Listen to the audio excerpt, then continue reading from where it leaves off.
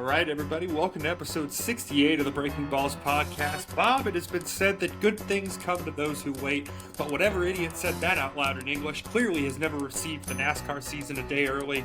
We went clashing on Saturday, Bob. That's right. A racing organization actually getting in front of the weather? I can't believe it, Ad. But yeah, we're going to get into the clash. Denny Hamlin beat everyone's favorite driver again, and even on Netflix, it seems like, too.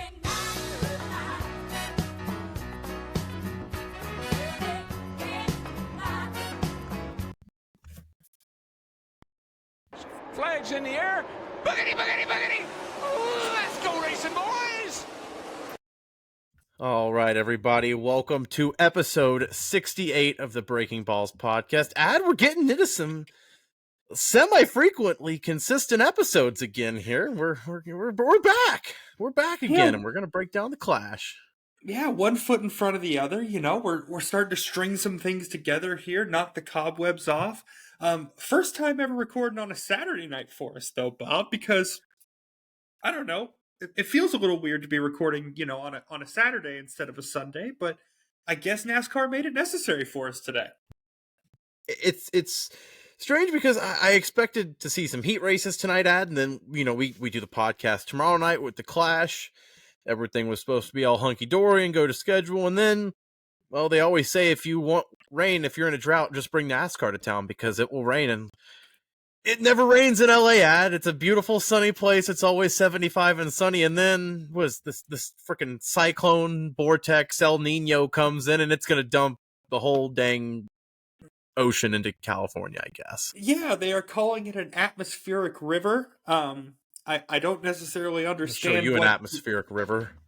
Who names these things would be my question. Is like, what is the difference between an atmospheric stream and an atmospheric river at this point? Or, you know, like, what river are we talking about? There's all of these things matter. But for as long as I've lived in California, I've had to hear about how we've been in this torrential drought all the time. So maybe at this point they'll stop with their talks about their being low on water and everything, and I'm just going to keep talking until you're going to cut me off about this because I'm very interested in my water drought stuff.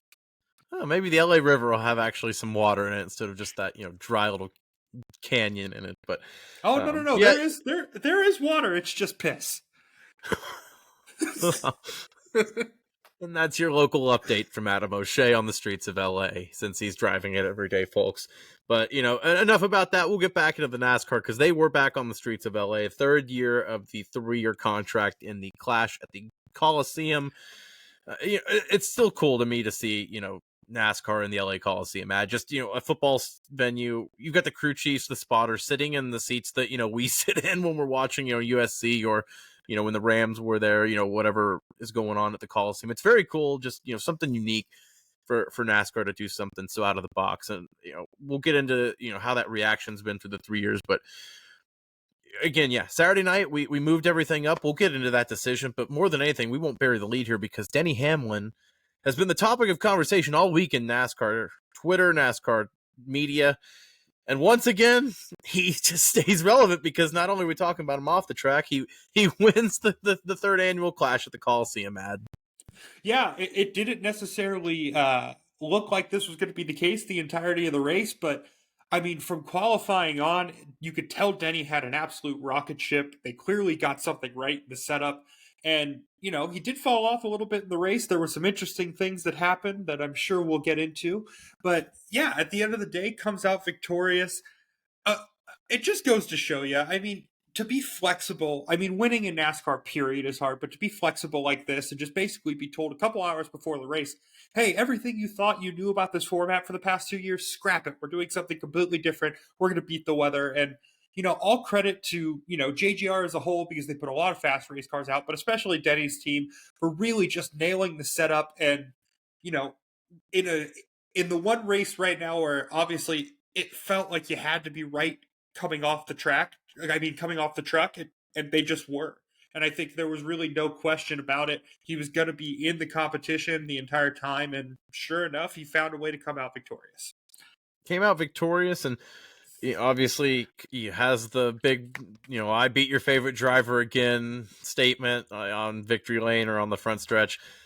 But guy's polarizing. Whether you like him or not, it is good for the sport to have someone like him, not only as the face of it, but also winning to back up being the face of the sport they're at. Like you mentioned, Joe Gibbs Racing, especially the Toyotas, were on fire today. You mentioned Denny especially had the setup.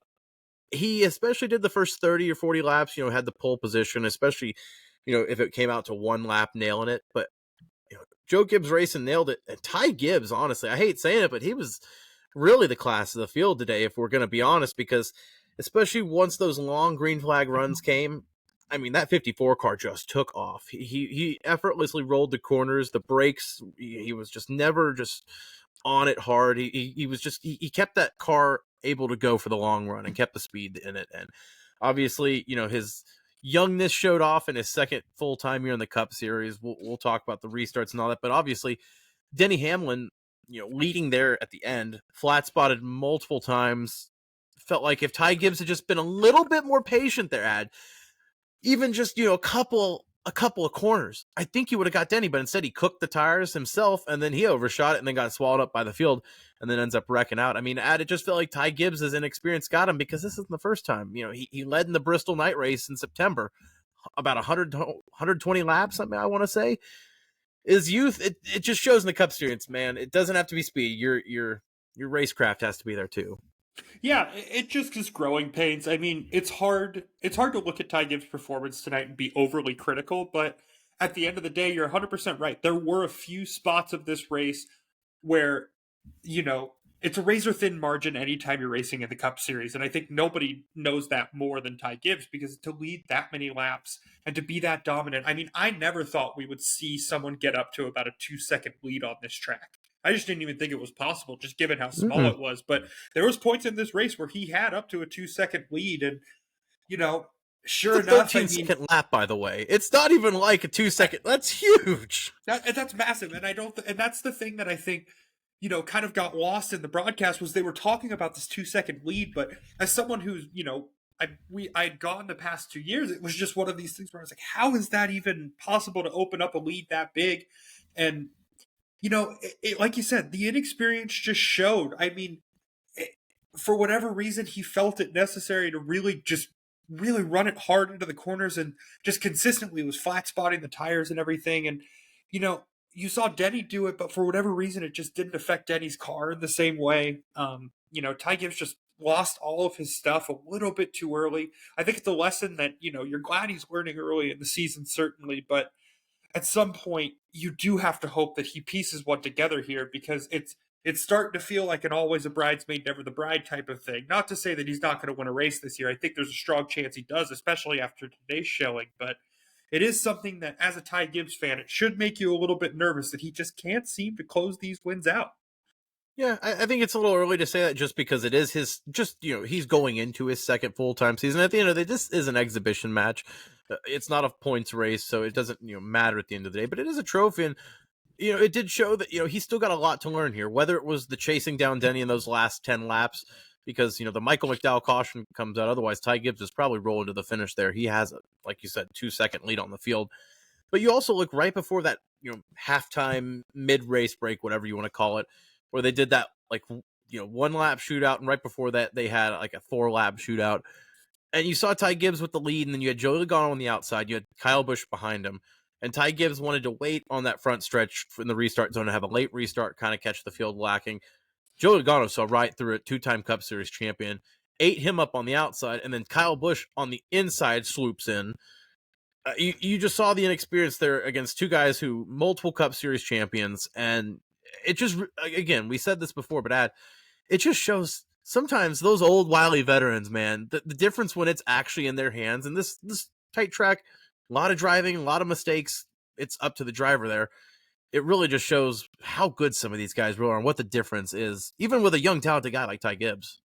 Yeah, like we were talking about, the margin is just absolutely razor thin. I mean, but it was kind of wild, because it seemed like with every single restart that was going on, Ty Gibbs was just getting absolutely taken out to lunch. No matter where he put himself, inside, outside, anything, it just felt like he couldn't ever find a comfortable place to really kind of put his elbows up and defend on the track. He just never really had it just felt like he was around so many wily veterans that before he could even make the decision to, okay, this is my, this is my area of the racetrack, I'm going to defend it. Before he could even make that decision, it seemed like, he had, whether it was Kyle Busch, like you talked about, Kyle Larson, there was so many good, strong, talented race car drivers around him all day that razor thin margin just made it a little bit difficult. But at the end of the day, just impressive to see just the car control throughout the day. I mean, you could say out of all the cars that kind of, that were on the track today, the 54 certainly looked the most comfortable going around the corner, looked to be the only guy who could really accelerate in the middle of the corner to turn his car, was really comfortable with it all day. Just obviously, ultimately at the end of the race, it just didn't come to fruition. But, you know, Bob, it's an exhibition it's an exhibition race, and, people can, we could say that it's not for points, but clearly we had some people yelling at each other and going back and forth enough to where, there was some people caring about what was going on the track. Well, I mean, this is the first time they've been on track since November. I mean, most of these guys have been kind of locked away, doing their own thing. And this is the first time you're getting that taste of competition again. You're knocking the cobwebs off. And obviously there was some beefs out there. When you really look at the class of the field today, it was 3 cars I think you could make a real case for. It was Denny Hamlin, it was Ty Gibbs, and it was Joe Logano. I think those 3 guys had raw speed all day.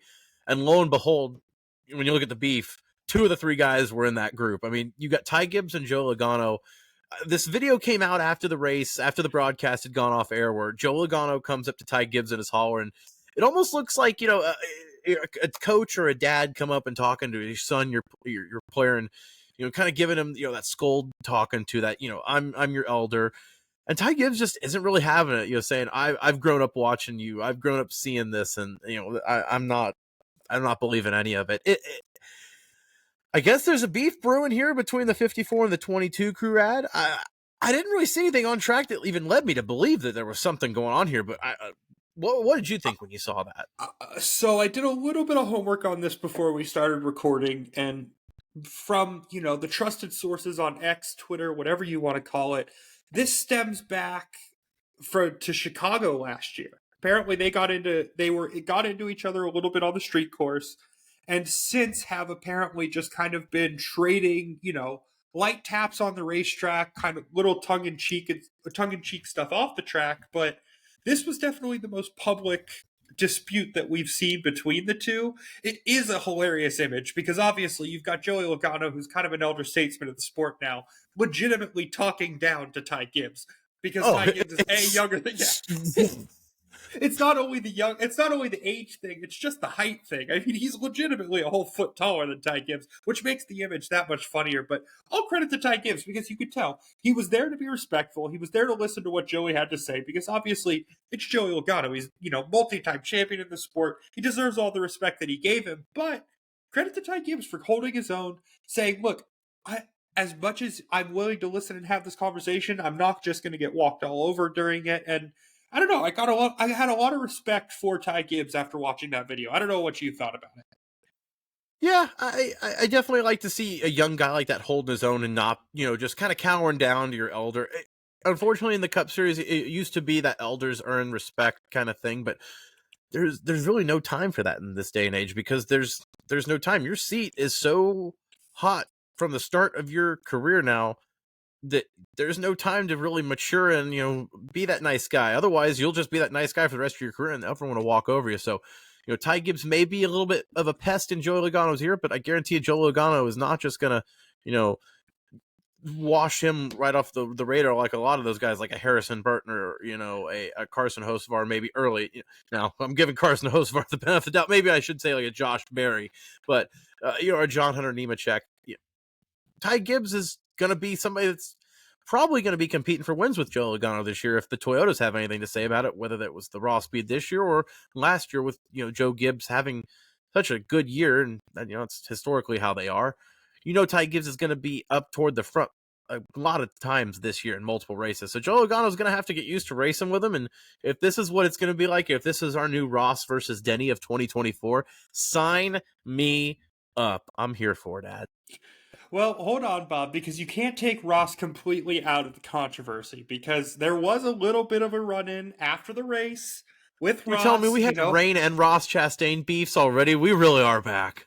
Yeah, I know. The more things change, the more they stay the same. But yeah, Ross Chastain got into it a little bit with Tyler Reddick. Both parties seem to be pretty understanding of the whole thing. Both guys made comments. Ross just kind of said, hey, I just wasn't. I thought Tyler kind of drove through everybody. Used the wreck to his advantage. I didn't like it. That type of thing. Tyler Reddick just basically said, yeah, I'm probably just going to have to talk to Ross and kind of work that out. That type of thing. So it doesn't seem like we've got a real long, ongoing thing. From my understanding, is those two get along very well. But still interesting, Bob. One race in, we've already got a Ross Chastain controversy. They took some verbal barbs at each other, but they also, I mean, you even saw them on the track kind of bumping into each other after the caution had gone, after the field had been frozen. They kind of swiped at each other there. It just Ross Chastain racing with an edge, and you hear it from him every race you go into. He's that notorious guy where he's not going to give you anything, whether it's first place, second place, 32nd place.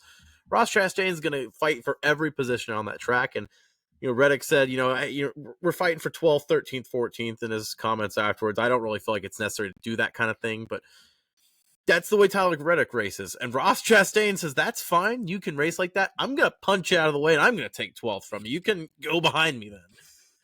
It's just two clashing styles, I think they're adding early beef, but even in an exhibition, Ross Chastain still can't help himself, can he? Yeah, no, I think you hit the nail on the head there, Bob. Just a real difference in mindset between those two drivers, especially with where they were in the pack. I guess one other beef that we should touch on. Apparently, Michael McDowell thought that that old Ricky Stenhouse had Jimmy Buffett's lost shaker of salt in his car somewhere, because he figured if he hit him hard enough, they might, some of the salt may fly out. I don't really know what was going on there, but kind of funny to see those two guys get into it. If for nothing else than some entertainment, why not? And that sponsorship clash, it was like your dad's just like dynamic clash, Margaritaville versus Cheerios, and not just plain Cheerios, not Honey Nut, plain Cheerios versus Margaritaville. Heart Healthy versus Jimmy Buffett, Cheeseburger in Paradise. I mean, this is genuinely 65-year-old clashing right now. All right, let's do a quick one here. We're going to do a fuck, marry, kill for cereals.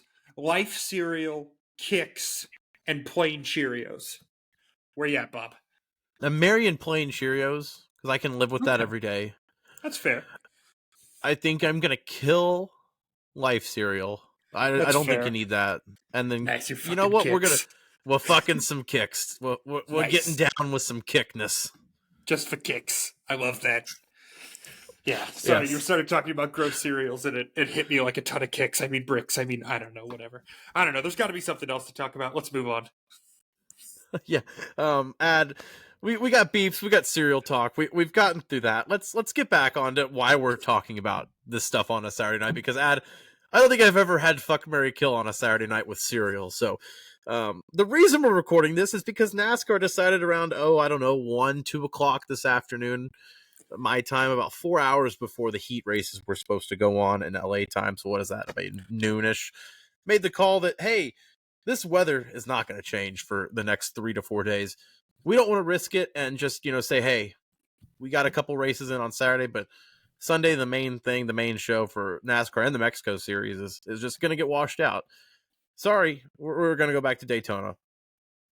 Credit to them. They took the L and said, we're going to lose money on the gate. We're going to lose money on the ratings here because nobody really knows we're changing it if we can't get the word out. We're going to move it to Saturday night. We're going to make it free to the public. We're just going to do it all. Scrap the heat races, make it a qualifying event.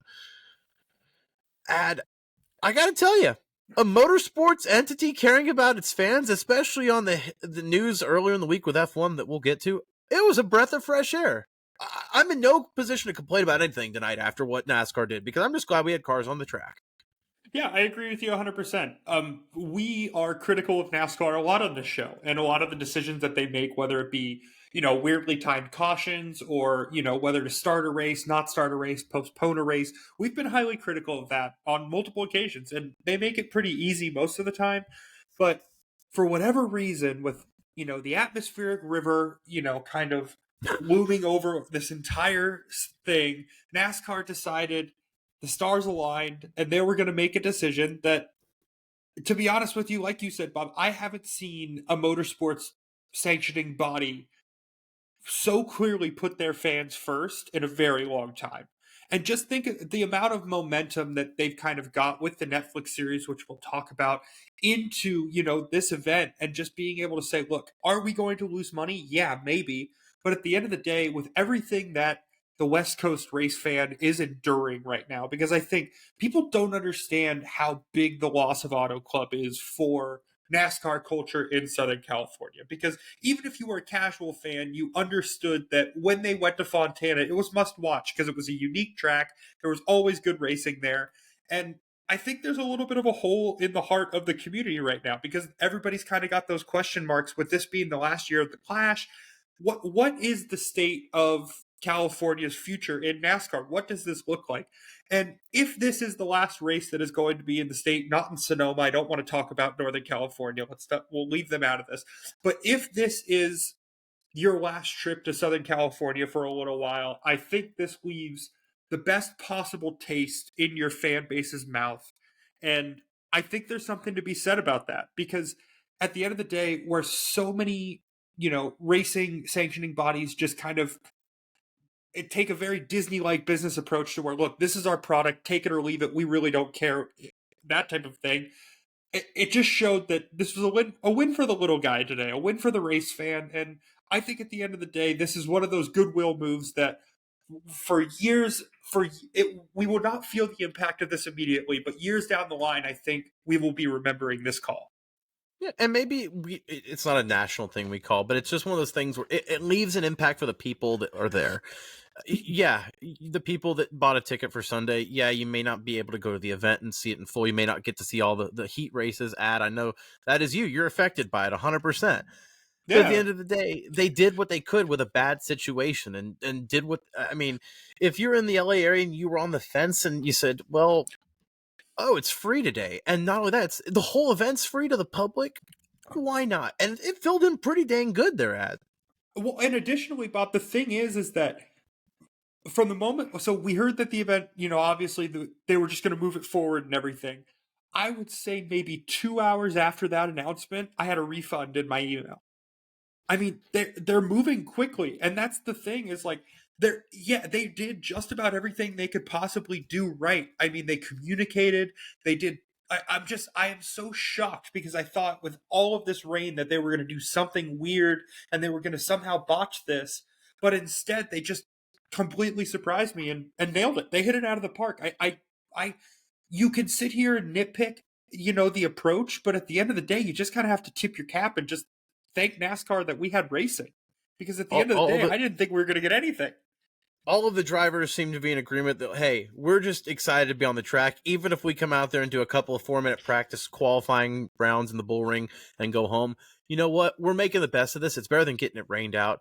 And also add, compared to the other Formula One and IndyCar sanction, IndyCar, their preseason exhibition, like the Clash for them this year, is at the Thermal Club in California. It is a private country club for racing, so it is closed off for the public. You have F1, obviously, with the Andretti stuff, with the Vegas debacle, how they block off the streets and put up tents because they don't want you to even be able to glimpse of those cars. And then you have NASCAR saying, hey, we understand we've got a lot of money that we're going to lose here, but let's just do what we can and have people come in and at least experience the event. Hey, we're going to do what we can. We're going to have people see the cars on track. We're going to at least have sponsors have their car on track to, for that at least brief exposure. And, you can complain all you want. Oh, we didn't get our heat races, the qualifying. And the heat races are the most chaotic. I'm with you. But at the end of the day, it's a breath of fresh air that for once, like you said, NASCAR cared about the little guy, it felt like. They cared about us, the viewer. And not only that, I mean, just the things that they did on the fly to really make this work, right down to, like you said, the practice, the 2 practices followed by the qualifying run. I mean, was it unique? Absolutely. But I think, honestly, you ask a guy like, there's a few guys who almost made the big dance strictly because of the way that they qualified. I mean, I can't think of Josh Williams' name right now off the top of my head, but I think I got it, right? Did I nail that? Josh Williams. Josh Williams. He will park his car and leave if you don't. Well, that was the thing. Is like, how crazy is it that in the matter of a year, the only reason I knew Josh Williams' name was because he parked it on the start finish line, and today, hell, he almost made the dance. I thought there was you got the text message from me. I was like, hey man, Josh Williams, there's a strong chance he gets in, and sure enough, just misses it. But yeah, anybody else that you can think of that kind of, due to the new format and everything, kind of surprised you a little bit, Bob? You can look at the good way of Josh Williams, and obviously, I think Noah Gragson getting into the top 23. I think that's a big win for him. Getting his redemption shot still in his I don't know if is it technically still his rookie year. I don't know, but anyway, Noah Gragson getting into the top 23. That's big for him and confidence. I think John Hunter Nemechek making it in the Legacy Motor Club Toyota, but Eric Jones not was kind of a surprise there. And then the other Toyota, obviously, that I think we're just completely skating over here. Obviously, Ryan Blaney was going to miss because of but gets in because of his provisional as champion. The guy that really got screwed out of that provisional with Blaney was Christopher Bell, who, championship 4, short track extraordinaire, was P2 in practice before that qualifying group went out there. Was honestly not even a worry in my head that he was going to make it. Goes out there and lays an absolute goose egg in that beautiful Nuke Yahoo scheme, by the way. But I mean, just him, Daniel Suarez, some of those guys that you think, hey, they're sure-ins in these big teams. This qualifying where everyone usually makes it it was kind of refreshing almost to see, hey, the risk of, hey, you're not going to make it if you don't perform today. Yeah, it was kind of wild because obviously, Blaney and Christopher Bell both made the decision to go out on scuffed tires. I'll say this, Bob. The weirdest thing about this was never has when a group has qualified seemed to matter more, because for whatever reason, when, that group with Christopher Bell, Chase Elliott, those guys were on the track, it seemed to just get, a way colder in such a way that, I mean, shoot, you didn't see many guys advance from that heat at all. I mean, Blaney had issues. It just seemed like the track wasn't warm enough to have grip. It was kind of crazy. I am so glad you mentioned that though with the tires though, because they were saying how you only get 2 sets of tires for that 3 sessions of practice qualifying. Well, Bell on the second session went ahead and used a different set. And then the commentators were kind of saying, well, he's going to warm them up and then he'll go in and qualify with them. As soon as they said that, he flat spotted those tires. I'm not saying that's why he didn't get in, because like you said, the track temperature changed drastically and all those guys were setting very lower or slower times than the rest of the field. But I don't think it's a coincidence that Christopher Bell goes out there and flat spots his tires and then still doesn't perform. I mean, he wasn't even the top car of that group. He was 3rd or 4th at best. Yeah, it was kind of crazy just to see the difference in performance that a cold track and scuffed tires will give you, because then obviously the race starts and Ryan Blaney starts last and ends up finishing second. Or I believe was he second or third? I mean, he ends up going all the way through the field, through all the different, through the fire and the flames and the chaos that kind of ensued. He still found his way through the crowd. Another guy who kind of had a similar race was Bubba Wallace. He started up towards the front, ended up going towards the back, ended up getting knocked into the back of the field, but still navigated his way through. And that short racetrack, that's 2 performances that aren't going to get a lot of attention, but definitely 2 guys who pieced together a day from the jaws of having a really bad one, in my opinion. Absolutely. And I'll pair in Martin Truex Jr. there, not to, give too much love to the Toyotas and that new scheme, or the new front end that they've kind of redesigned. But I mean, it was evident, I think, that the Toyotas had a lot of speed today from both teams, whether it was Legacy or 2311 or Joe Gibbs. It felt like all those teams were, kind of firing when it was all clicking there. But, oh, go ahead. No, if you've got something on Toyotas, yeah. No, give the Japanese car some love. No, not just generally. I think, we, out of all of the new things that you saw today, whether it be, Legacy running Toyotas or, Noah Gragson running that SHR car, who do you think, as far as something new in the sport, as far as a new commodity, who do you think had the best day? The best, like, okay, I'm here, the initial debut, who do you think made their best first impression today? I think you can look at it 2 ways. I think one, Noah Gragson's the obvious answer, just because the expectations are just, hey, he made the show. I think that's huge already. I think on the other hand, John Hunter Nemechek in his debut with Legacy Motor Club to outperform Eric Jones, who didn't even make the top 23 and got sent home. John Hunter, yeah, he had a lackluster actual main race showing, but I mean, the fact that he outperformed Eric Jones, who's been at that team now for a few years, is kind of the anchor of that team. John Hunter takes the journeyman's way around Cup, goes back and does truck and dominates, and is now in I don't know what you want to call this legacy seat. If it's a B tier seat, if it's hard to say because Toyota has so few teams, but I'm fascinated to see. He's a guy that it wouldn't shock me if he stole a race this year.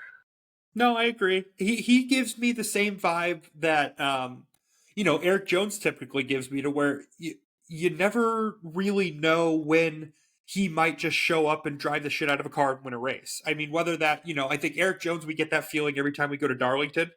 That's kind of seems to be his track. But, there's something about John Hunter Nemechek, the second coming, we'll call it, that feels different. It feels like a guy, like you said, the journeyman's approach really has learned his lesson, taken his lumps, but for whatever reason seems to be putting it all together. And I don't know if this continues throughout the year, I think Legacy is going to, that's a good problem to have a guy like that in your so-called B car running, as good as John Hunter.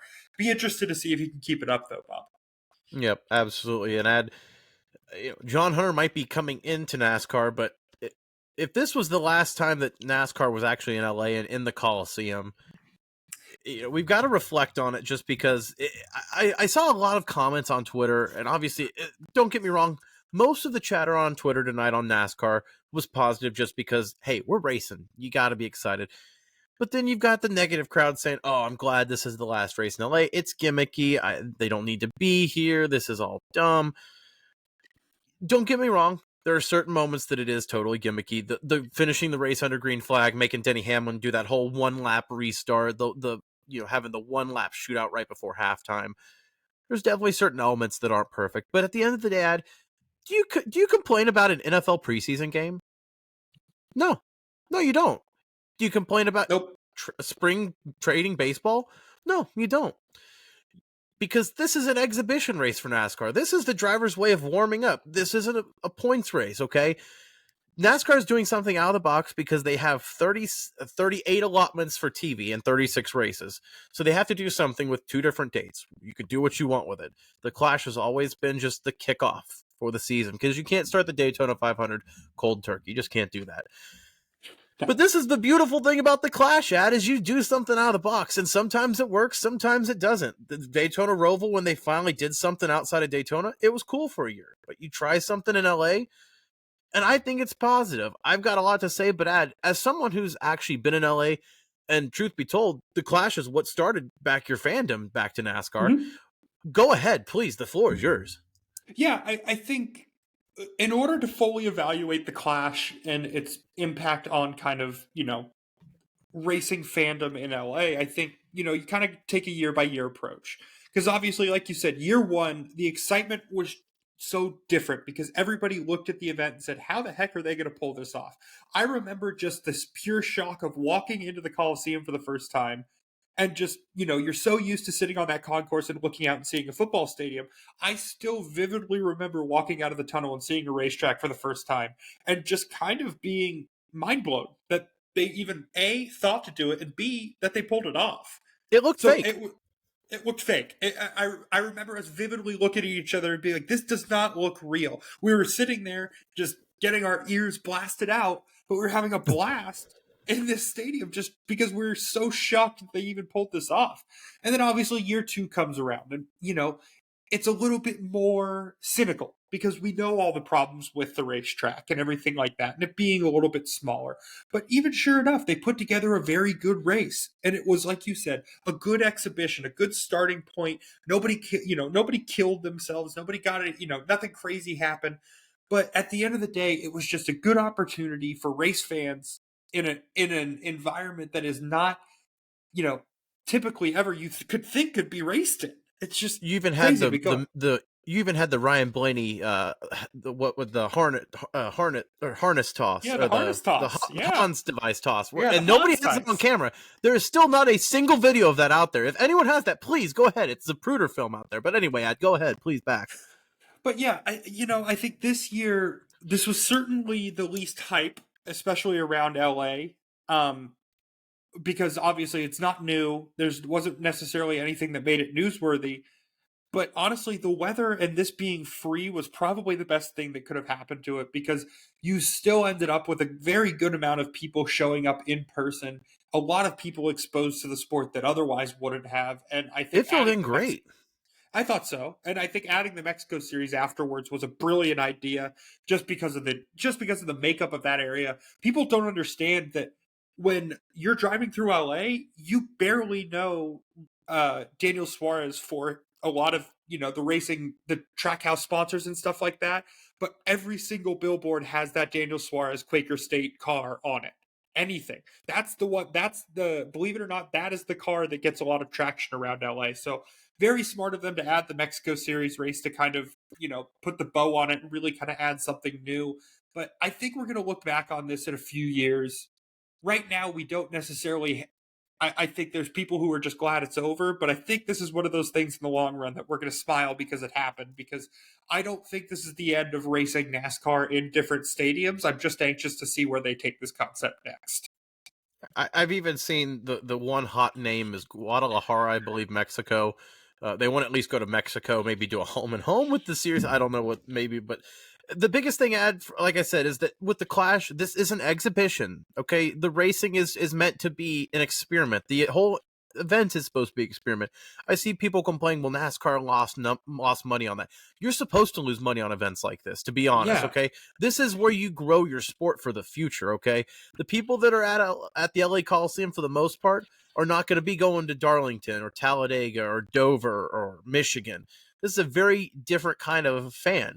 But this is the way to capture the digital media. It's the same with a Netflix show. You have to adapt to the world that you're in. And so NASCAR going outside the box, still doing short track, racing here. Let's not get it twisted. They're not, going road coursing through the LA Coliseum. They're doing a short track, a short bowl. They're doing a bull ring in the LA freaking Coliseum. That's as cool as it gets. I mean, but at the end of the day, people are going to find something to complain about because it's in a big city. It's not traditional. At the end of the day, it helps grow the sport. If even 1 out of every 10 people in that stadium are retained, NASCAR did its job. I mean, Again, look at you. You're a young adult, late 20s, who has, you're exactly the demographic they want to hit. Oh, 100%. You're 100% what they want. That is exactly what the Clash is meant to do, is for people like you.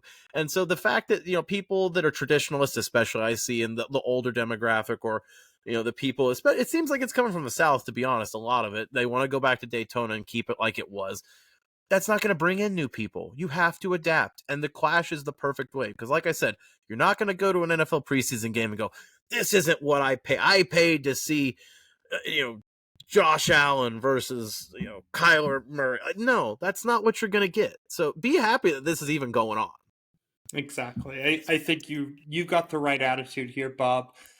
I will say this, out of all the things that I paid month to month for, I oftentimes gripe about my Netflix subscription. Not one of those things I technically enjoy paying for, but this month, Bob, I will sign a blank check to Netflix because they did it. Gran Turismo is on Netflix.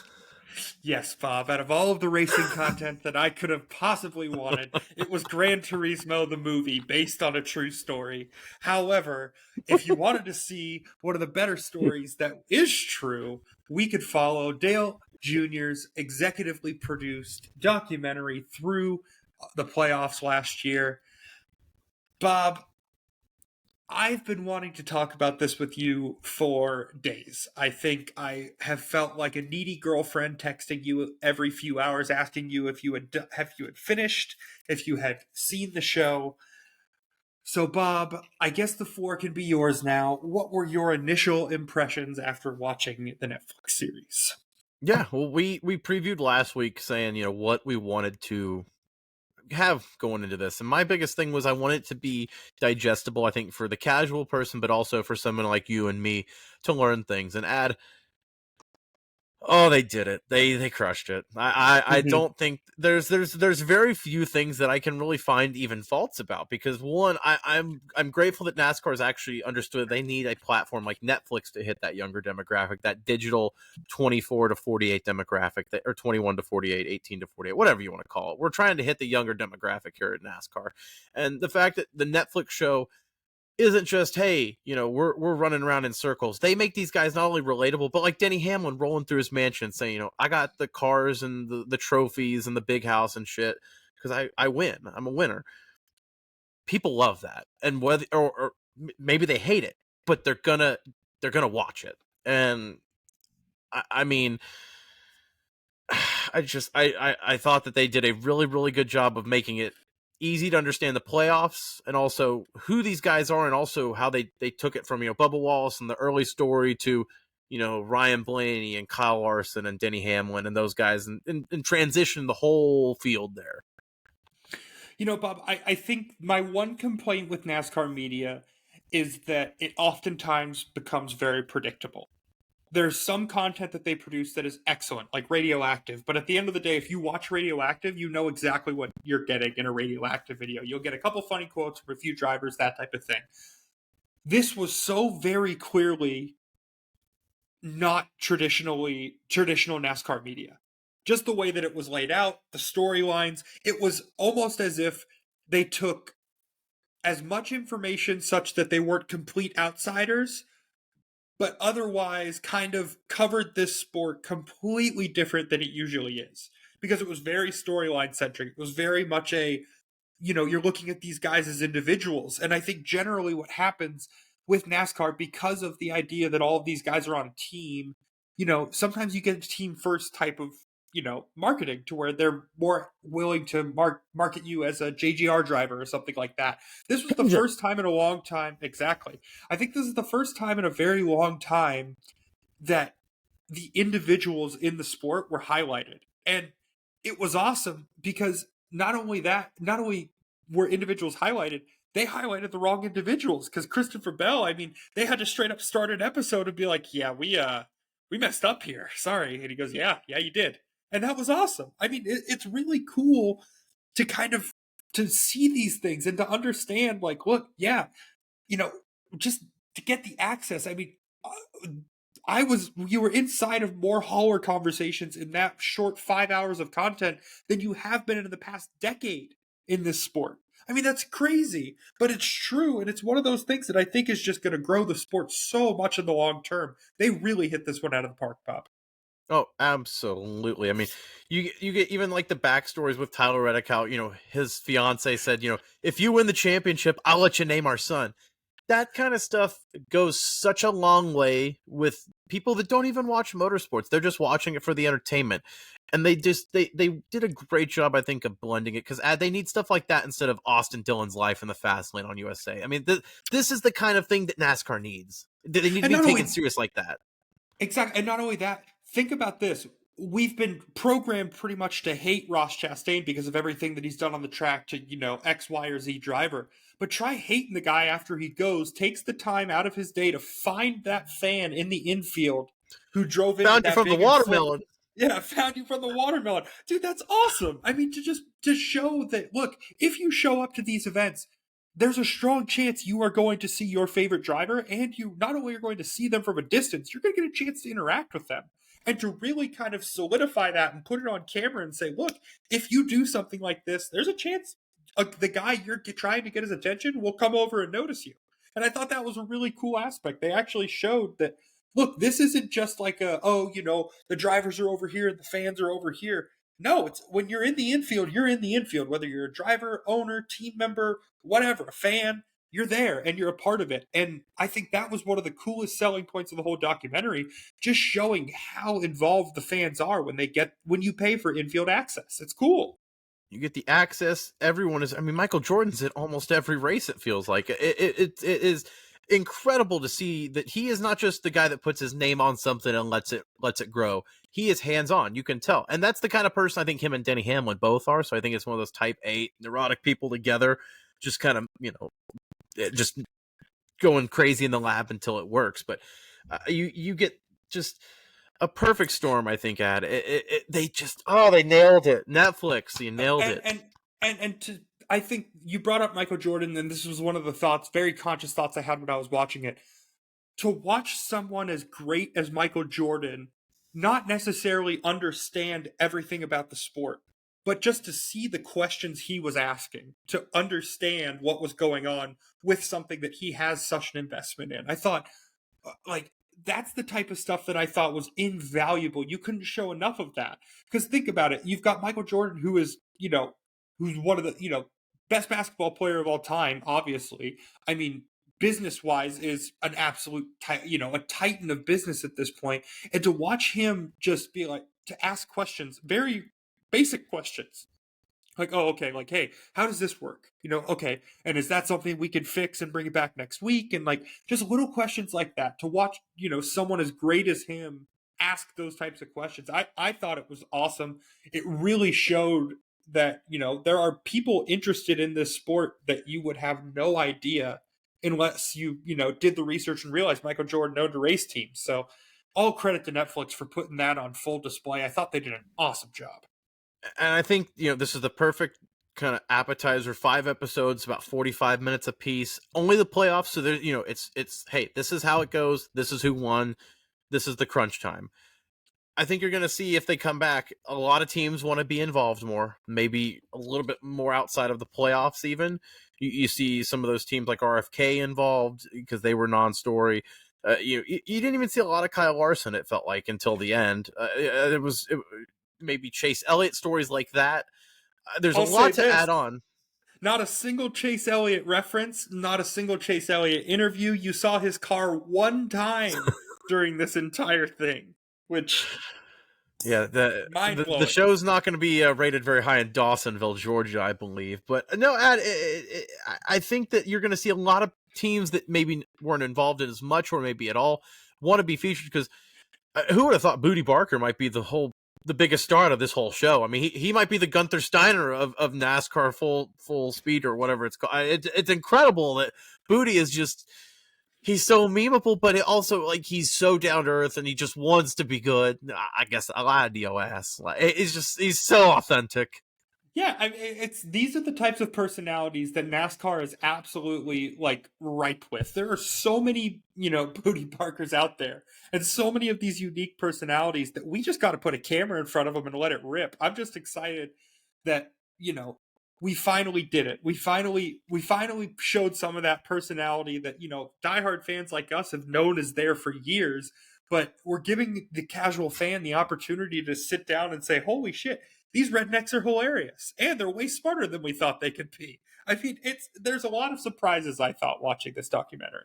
And even imagine an episode this year with rookies. You get, Josh Berry. You get all the different ones. The Carson Hocevar. Maybe you do a Noah Gragson feature. There's multiple different angles that you can do.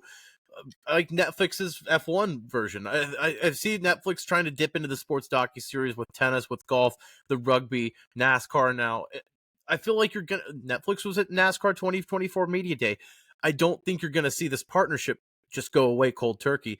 I do think you'll see this show expand, and I'm very excited for that because, like I said, I really don't have many things to complain about, just like the race tonight, because I'm just glad we have the platform for it finally. No, it's a unique opportunity for sure. I think obviously, network TV has football, college basketball, the NBA, things like that. But as we move towards a more streaming heavy world, I think we're going to see sports like NASCAR kind of being at the forefront of getting your live sports from a streaming service. And I think NASCAR has an opportunity here that, they've got a partner in Netflix that I think if they treat correctly and they foster the relationship as they should, I think they've got an opportunity to do something massive here in the future, especially as Netflix is looking into getting into live sports. I don't know. I just think it's one of those unique opportunities that this isn't the last we've seen of this partnership. I'm just interested to see kind of where we're headed in the future and, what more comes of this. It's very interesting. I don't want to hammer it home too quick or take too long on it, but you led into it. Even with the Mexico race tonight, NASCAR has different series in Mexico, Canada, Brazil, Europe series. Mexico race being on FS2 tonight, having the exposure to the American audience that a lot of people didn't even know was a thing. Who's to say that NASCAR can't even partner with Netflix or Amazon to stream and partner with those races? Because at the end of the day, I would watch something like that. And I know I'm not alone here. If you give us a chance to watch racing, we will take it, no matter what it is. So the fact that the Mexico race got partnered with this series tonight was huge for their exposure and also for the American race fan, because, hey, we have something else we can watch. And I hope that they make it more readily accessible.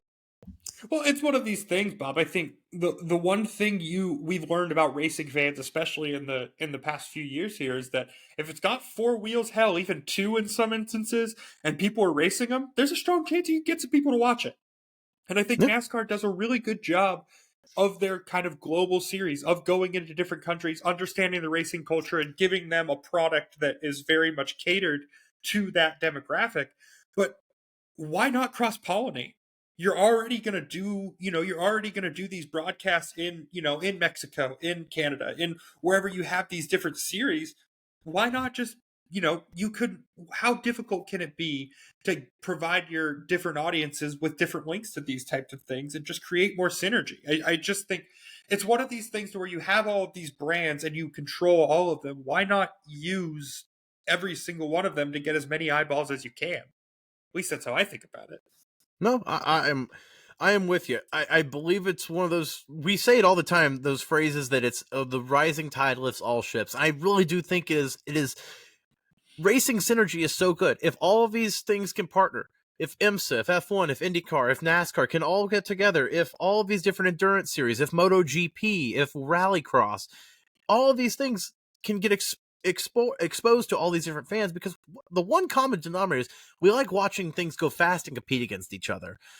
Whether we like it 24/7, if that's our diehard, yeah, we're going to have niche sports that we like more, but there's a place at the table for everything, Ad. So that's the thing. The Mexico race, the partnership tonight, that was what it's all about. I hope that you see more of that moving forward.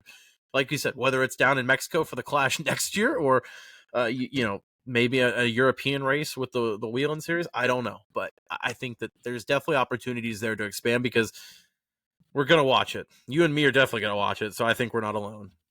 I mean, remember when NASCAR was at its peak in the 90s, they were doing fun things. They were trying to go to Japan. They were doing different things like that to get a worldwide audience. Why not? Let's roll the dice. Let's see what happens. I mean, yeah, obviously, thank God for the Mexico series. I even hear Australia and the supercars down there. I mean, we might need to partner down under. Go see SVG's people. There's plenty of opportunity here, Ad. Yeah, no, I agree with you. Bob, I think that about wraps it up for this go around. Anything else you want to touch on before we close things out? I've got a little bit on F1. I know we're a motorsports thing here. Is there anything else though from the Clash? This, I'm glad more than anything NASCAR got this done, Ad. I really have nothing negative to say, because if I was being negative, the opposite end of the spectrum is there's no race. So, bravo to NASCAR, I think, for today more than anything. That is, in a world where it's easy to take the bottom line and just say, hey, we'll risk it tomorrow and keep the money. They said, hey, we'll do what's right for the fan and hope it turns out in the long run. And I hope they're rewarded for that, because it in a world, like I said, where it doesn't happen a lot, credit to NASCAR for making the right call. Nope, I agree with you 100%. Well, Bob, I'm going to go ahead and take my nap now, because apparently you're going to talk a little bit about some Euro trash, so go ahead. Well, I said, NASCAR is doing the right thing by the fan in America. And then you've got F1, who started the week just completely basically giving the middle finger to the fan. And I'm not talking about the Denny Hamlin 11s. I'm talking about a straight one big read between the lines to the American fan. The Andretti F1, I guess you could call it, entity, the team they're trying to build for F1, partnered with General Motors, had been kind of, I guess, kicked down the line for the last year or two, trying to enter F1 and be that 11th team on the grid, Ad. So obviously the Andretti name, not a big name at all. General Motors, GM, not huge at all. F1 has basically been for the last year and a half saying, hey, it's going to cost this much. Actually, it's going to cost this much. It's going to cost this much. And every time Andretti's come to the table and said, bet, we're ready to play. We've got over $500 million invested. We've got GM invested. We've got over 100 of their employees full-time on our F1. We've got a wind tunnel already built. We're testing the car. And F1 comes out The day before Lewis Hamilton signs with Ferrari, a year before, when they're going to sweep it under the rug, we'll get to that in a minute, F1 comes out and says, Andretti is not financially relevant enough for us. It's not competitive enough for us. They would be a waste of time. Come back in 4 years. I'm obviously, kind of summarizing Paraphrasing. this, but the point is, the F1 organization that is run by Red Bull Racing right now, Red Bull's junior team that's called Visa Cash App Red Bull Racing, Stake, Sauber, Audi, Alfa Romeo, whoever that team is now racing, the ghost of Williams that's backed by a fucking European stock team or like shadow hedge fund. I mean, what are we doing here? We had a guy buy a team for his son to have a seat in Aston Martin. But F1 says that the Andretti name isn't good enough. It doesn't bring anything to the table. It won't be competitive. What F1 basically said was, hey, we want American sponsorships, but we don't want an American team over here. We want to use America for their money, but not have you at the table. F1 basically cut themselves off, said, hey, we don't need an 11th team. We're good at the table with 10. I just don't understand how an American racing fan can say, I'm going to give my money to them now after seeing that. When all of these different motorsports are out there saying, hey, we're all playing the same game. We're not better than anything else. We're just part of the show. F1 is basically a country club saying we're the only thing. And I'm still going to watch that, but it's so damn disappointing. I'm so bitter about it because the Andretti's, never heard of them. I'll say this much, Bob. It just comes down to the fact that, never. There's a lot of directions I could go here. Please give me it, because I'm fired up on F1, and I think a lot of American fans are. It's to the point now where I think if you're a motorsports fan or an F1 fan, there's two different ones. If you're only an F1 fan, you don't care. If you're a motorsports fan, you're affected by this and you don't like it. It's just one of these things where reminds me a lot of the World Wars. If you really want me to get into it. Because nobody, everybody likes the idea. Everybody likes the idea of the United States. Everybody likes the idea of keeping us at an arm's distance. That is, of course, until you're invaded. And then you need us. And you need the money and you need the sponsorship. But you don't necessarily want the American race fan. So it's this weird gymnastics that F1 constantly does of, we need the American market, we don't need the American market, we're going to expand and have this race in Las Vegas, but we're also going to make it very elitist such that not anybody can see it. It just seems to be this in and out Miami is in a approach. parking lot of a football stadium. That's the thing. It's this in and out approach that F1 takes to the American market that I think has kind of ambiguously given the American race fan the idea that, okay, well, it's Europe's thing, so, we can't have too much of a stake in it. And, as it's kind of increasingly they've started taking more and more of the American dollar, it seemed like this was, if you were going to let any American into the sport that, that was going to do business under the 50 stars and 13 bars with Andretti, an American legend, they were going to have him come in. And for whatever reason, you decided that the guy with $500 million didn't have enough money. It just doesn't make sense. It's one of these things to where we're constantly, as NASCAR fans, I constantly have to sit here and hear about how, Daniel Ricciardo would be so good for NASCAR and da-da-da-da. I think that goes the other way, and I think F1's a little bit ignorant for just ignoring the fact that, an American legend, an American motorsports legend, wanted to basically hand you a blank check and join your sport, and you're just like, no, we're good. And I think that indifference is going to bite them in the ass eventually, but not that I'm overly here to care about it, because I'm an NASCAR fan. I don't deal with the FIA very much. They're worried that if there's an Andretti team, they'll have a true American team in the field, not named Haas, which is just a meme in the field. If you have an actual American team that teams will root for, the sponsors will go from America to the American team. You have a threat already that's probably at worst the sixth best team in the field. Teams aren't going to like that when a team comes off the street and is like that. Well, he was going to race Cadillac. It was going to be Cadillacs, right? Cadillac, yes. Yeah, dude. Fuck. If you if you would have given me the option to root for Cadillac in F1, I'd have done it. It's one of those things. I'm It's a American. weird GM.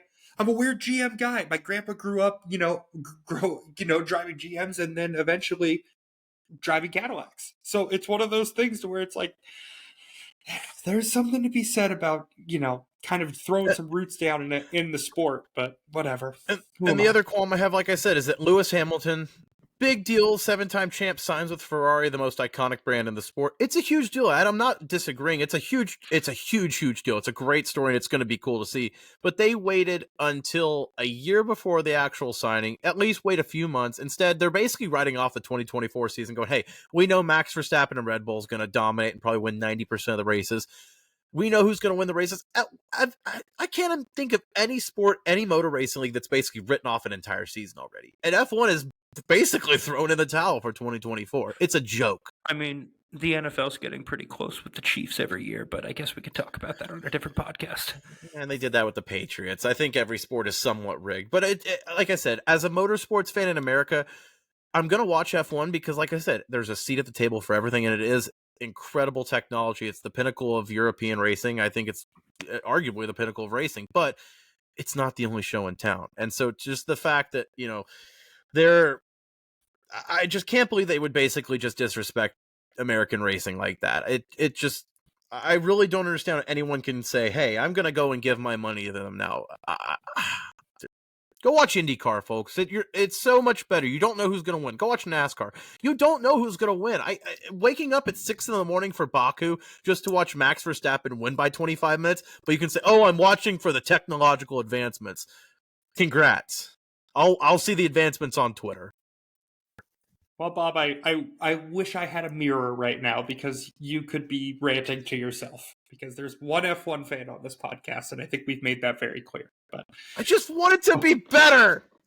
Yeah, I just want it to be a lot of things, but none of those things are ever going to happen, Bob. I'm just going to say that right now. Anything else you need to touch on before we get out of here? I feel like I've gotten a lot off my chest. I feel better. A big week ahead. Obviously, the Super Bowl. We're getting back to America. We'll bring it back to Yankee country here. Got the Chiefs versus the Niners. Basically, what is it? It's the Japanese Imperial Army versus the Third Reich. I've seen the meme. It is quite a matchup. I've seen Deadheads versus Swifties. I've seen a lot of different matchups that we've got going on here. It's going to be an interesting week in Vegas. Obviously, we'll obviously be together for the Super Bowl in California. I'm excited about that. A lot on the table in the next couple weeks here. Daytona in 2 weeks. Breaking Balls is really jam-packed for the month of February. Oh yeah, big month for being Breaking Balls co-hosts. So very excited to break this all down for you. As always, you know where to find us. Spotify, Apple Music, YouTube. If we remember, it's just one of those things. You never really know if it's going to be there, if it's not. Working on it. But yeah, we'll get there eventually. But if you're listening to this point, please like, comment, subscribe, share with your friends. We appreciate all of it. And Bob, I'll let you have the last word on this podcast. Go ahead. I beat your favorite podcast again.